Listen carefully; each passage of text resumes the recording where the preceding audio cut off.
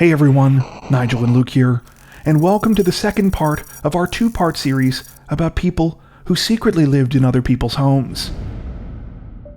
If you haven't seen part 1, be sure to check that out first. We'll leave a link in the description below. As always, don't forget to like and subscribe to Crime Zone for more true crime content like this. It really helps us to continue building the channel. With that out of the way, here is part 2 of two people who secretly lived in other people's homes.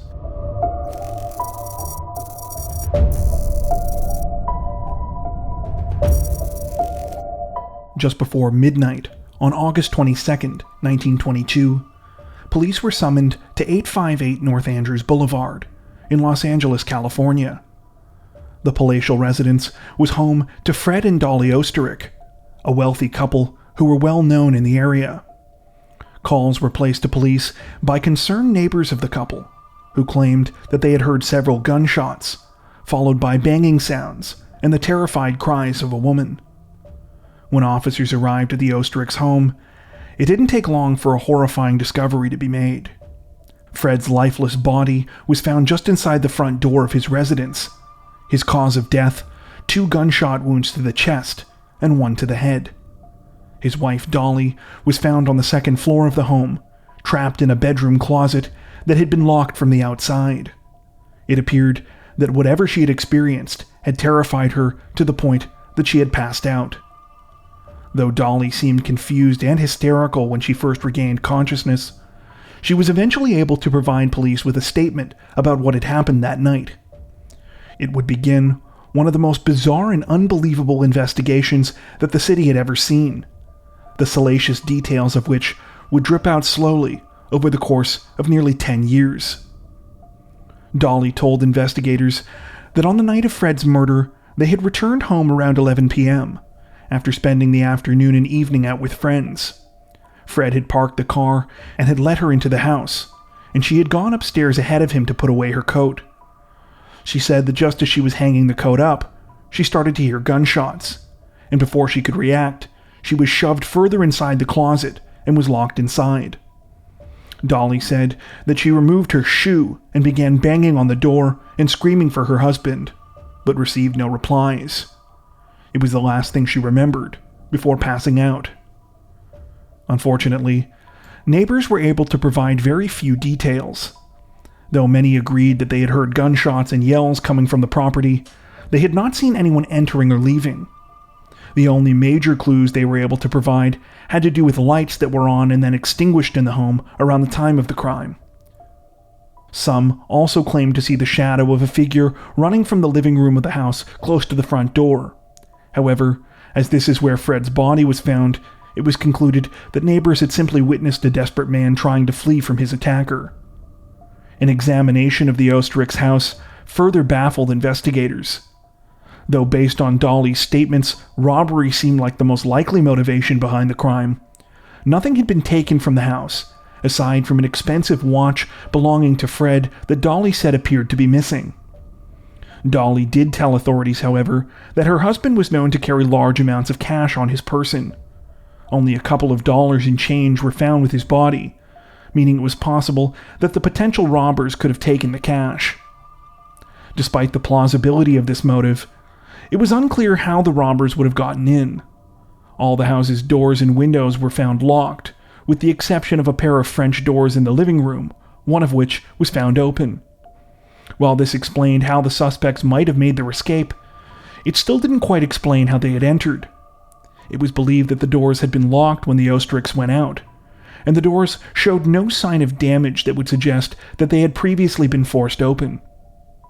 Though there were obvious problems with the robbery theory, it was the best that investigators had to go on, and it was presented as the primary explanation behind Fred's murder within days of the crime taking place. According to police, 2 robbers had likely broken into the Osterich's home on the night of the crime, and had been surprised when Fred and Dolly returned home sooner than expected. One of the suspects had hidden the couple's bedroom and trapped Dolly in the closet, while the other took care of Fred after jumping out from a hiding place in the living room. Understandably, it didn't take long for the story to generate headlines. Fred was a wealthy and respected businessman, the owner of a successful apron factory in Milwaukee, who had relocated to Los Angeles with his wife 4 years prior to start a branch of West Coast operations for his thriving company. Dolly, meanwhile, was known as an attractive and charismatic woman, the type who could always diplomatically smooth over any situations caused by her husband's rougher personality in social situations. Many wondered how and why the couple had come to be the targets of such a baffling crime. Though police eagerly reported that they were close to solving the mystery in the early days of the investigation, soon, months began to pass, with no major updates. That was, until nearly a year later. In July of 1923, authorities announced a massive break in the case. 2 guns, matching the caliber that had been used to kill Fred Osterich, were recovered near the La Brea tar pits. It was believed that these were the weapons that had been used in his murder. While this information was closely guarded by investigators at the time, we now know that the weapons were recovered thanks largely to a confession made by a man named Roy Klum. Klum had been having an affair with Dolly and claimed that she had given him the weapons to dispose of shortly after the murder had taken place. Klum reportedly went to police following a nasty breakup with Dolly. Police also said that Fred's watch that had supposedly been stolen during the robbery had been found. Dolly had given it to another man, one of her lawyers, Herman Shapiro. With this new evidence in hand, Dolly was quickly arrested for the murder of her husband. The same month that news of Dolly's arrest was announced, a preliminary hearing was held to discuss evidence in the case. Prosecutors presented the testimony of Klum, as well as the Osterich's neighbors, in an attempt to establish that Dolly had been alone in the house with Fred on the night of the murder, and thus had to be the culprit. The fact that the watch, the only item that was believed to have been taken in the robbery, had now been recovered, was also seen as extremely suspicious. Dolly's lawyers responded that the evidence presented for her involvement in the case was weak. There was no real witnesses to the crime, and besides, Dolly had been discovered in a closet that had been locked from the outside. It also turned out that investigators were not able to satisfactorily link the 2 guns that they had uncovered to the crime.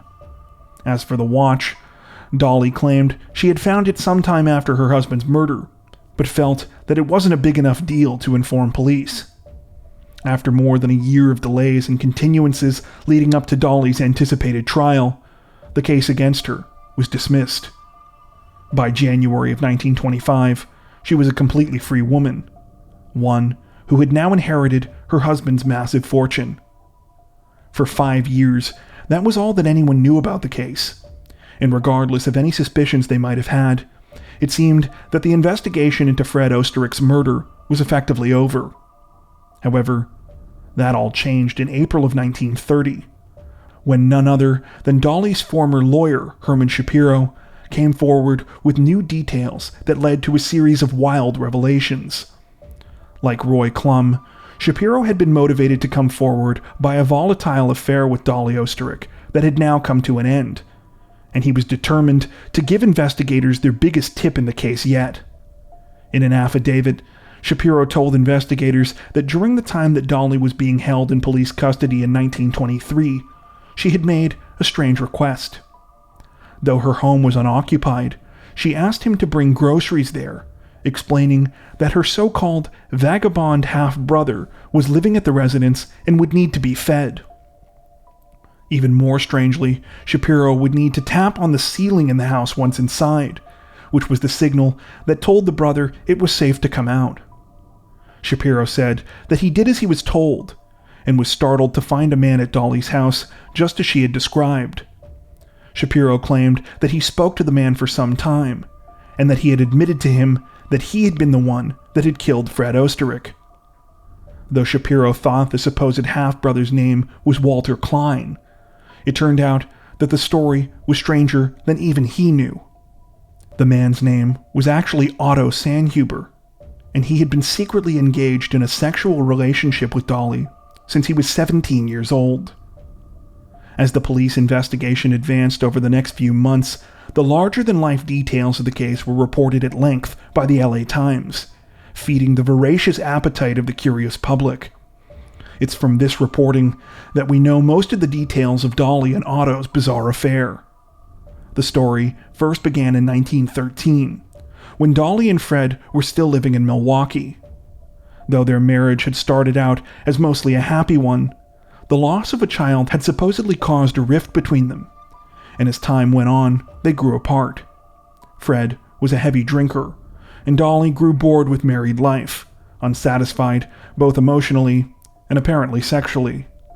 That changed when she noticed a young Otto Sandhuber, a 17-year-old who worked for Fred at his factory. Details of how their affair had started differ, but at some point during that year, it said that Dolly either arranged for Otto to come to their house or knew that he was coming to fix a broken sewing machine. Reports allege that she greeted the teenager at the door wearing a silk robe, stockings, and nothing else. For a while, Dolly and Otto met at hotels, until Dolly decided that it wasn't worth the trouble and started having her lover over at her house. During the day, they would finish their daily chores, indulge in bathtub-made gin, and spend the rest of their time in bed. However, since this was the 1920s, a man making daily visits to Dolly and Fred's house could hardly go unnoticed forever. It was at this point that Dolly invented the lie about her so-called half-brother to appease prying neighbors, though she knew that this was also only a temporary solution. Finally, Dolly came up with what she thought was a permanent fix. Otto would move into the attic of their home. It was a place where Fred never went, and would allow them to continue their affair indefinitely. Persuaded by his apparent love for Dolly, Otto agreed, and he quit his job at the factory and cut himself off completely from the rest of the world. By day, he and Dolly continued their affair, and at night, when Fred was home, Otto would stay cooped up in his cramped attic space, furnished with little more than a cot and a desk. He would pass his time by reading an endless supply of adventure books that Dolly would bring for him, as well as writing his own. He had dreams of becoming a pulp fiction author. It's worth mentioning that throughout this time, Otto's presence in the house didn't go completely unnoticed by Fred. He would occasionally hear noises or see shadows at night, and even noticed that food seemed to go inexplicably missing from the house. Nonetheless, Dolly was always able to convince Fred that this was simply his imagination, likely the cause of too much alcohol or stress at work. Things continued this way for 5 years, until in 1918 Fred told Dolly that they were moving to California to oversee his company's new West Coast operations. Though this initially might have seemed like a problem, Dolly agreed to go on the condition that the new home have an attic. When the time came to move, Otto was secretly sent ahead to set up his space in the Oesterrichs' new home, which was completed by the time Fred and Dolly arrived. While it appears that Dolly and Otto's affair was able to make this new transition seamlessly, the same couldn't be said for the Oesterrichs' marriage. Over the next 4 years, things continued to deteriorate between them, and their arguments steadily grew more loud and violent, culminating in the night of August 22nd, 1922.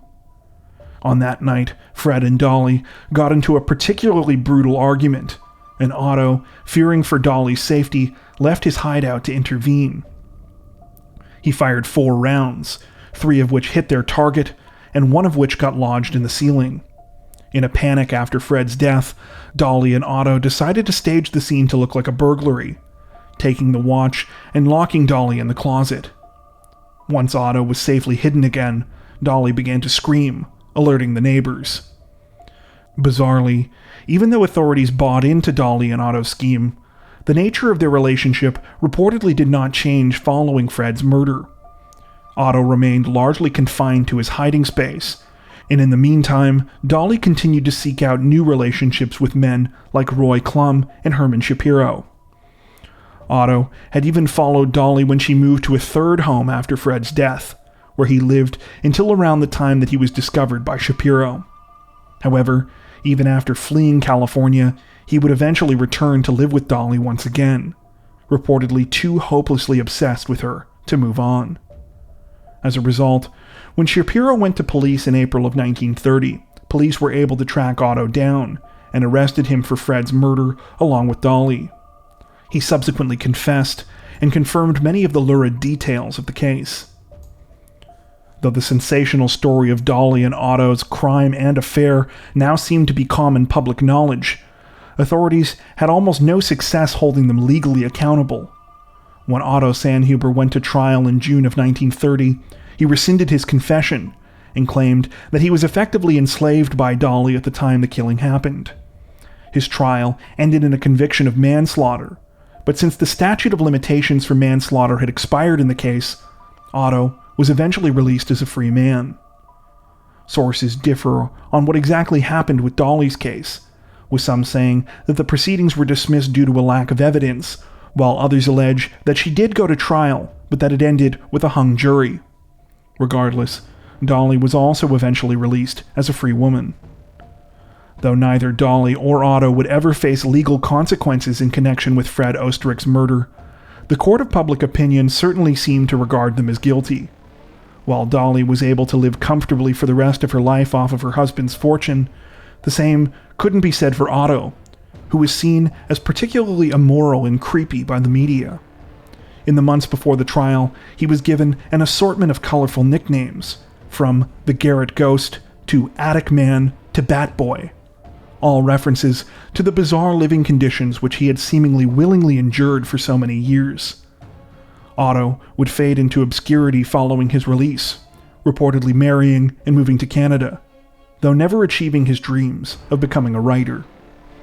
Dolly Osterich spent the next 30 years living with a new boyfriend, supposedly marrying him 2 weeks before her death at the age of 80. It said that after Dolly died, this man inherited her fortune. That brings us to the end of our list. Do you know of any other cases like this that you think we should check out? Tell us about them in the comments section below. As always, if you enjoyed our video, don't forget to like and subscribe to Crime Zone for more true crime content like this, making sure to hit the notification bell to stay up to date with our latest releases. Thank you for watching.